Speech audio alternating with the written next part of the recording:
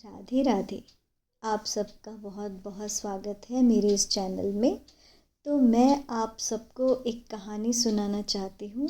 ये कहानी है एक गृहिणी की जिसका नाम है रीता। तो चलिए सुनते हैं उसकी कहानी। रीता ने हमेशा एक सुपर हाउसवाइफ होने में गर्व महसूस किया था। उसे अपने घर को सावधानी से प्रबंधित करने में आनंद आता था। खाना पकाने और सफाई से लेकर सजावट और आयोजन तक वह हर पहलू में आनंद लेती थी। उसका घर हमेशा साफ सुथरा रहता था और उसके परिवार को उस पर गर्व था। लेकिन समय के साथ सामाजिक दबाव बढ़ने लगा। दोस्त और परिवार अक्सर कहते, तुम घर के काम क्यों करती हो? तुम आसानी से एक नौकरानी रख सकती हो। रीता ने इन टिप्पणियों को नज़रअंदाज करने की कोशिश की, लेकिन वे धीरे धीरे उसके आत्मविश्वास को कम करने लगी। एक दिन उसके पति ने सुझाव दिया, क्यों ना हम एक नौकरानी को तुम्हारी मदद के लिए रखें? तुम अन्य चीज़ों पर ध्यान दे सकती हो। रीता ने हिचकिचाया, लेकिन अंततः उसने हामी भर दी। उन्होंने एक नौकरानी को रखा और रीता को एक नए वास्तविकता के अनुसार समायोजित करना पड़ा। शुरुआत में रीता को यह विचार पसंद नहीं आया कि कोई और उसके घर के काम कर रहा है।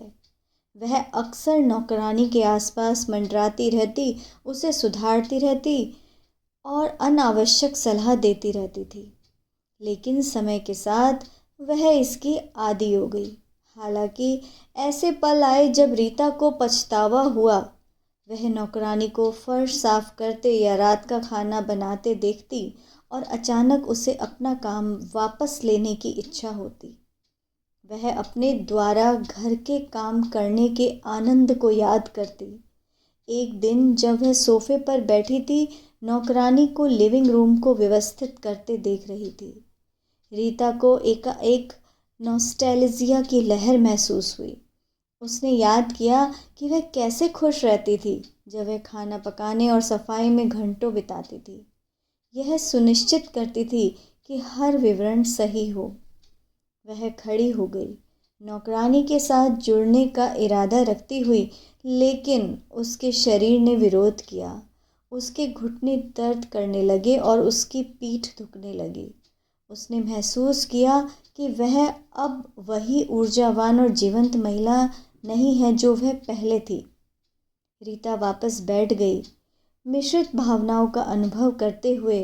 वह नौकरानी के लिए आभारी थी जिसने उसके कंधों से बोझ उतारा था, लेकिन वह अपने पूर्व स्वरूप के नुकसान पर भी शोक करती थी। उसने महसूस किया कि उसे अपनी ऊर्जा और जुनून को नए तरीकों से चैनलाइज करना होगा, भले ही इसका मतलब कुछ घरेलू जिम्मेदारियों को छोड़ना हो। आई होप आपको मेरी ये कहानी पसंद आई होगी। तो ऐसी फिर कोई एक नई कहानी के साथ कभी ना कभी किसी वीडियो को मैं ज़रूर शेयर करूँगी। तब तक के लिए गुड बाय, टेक केयर, अपना ख्याल रखिएगा।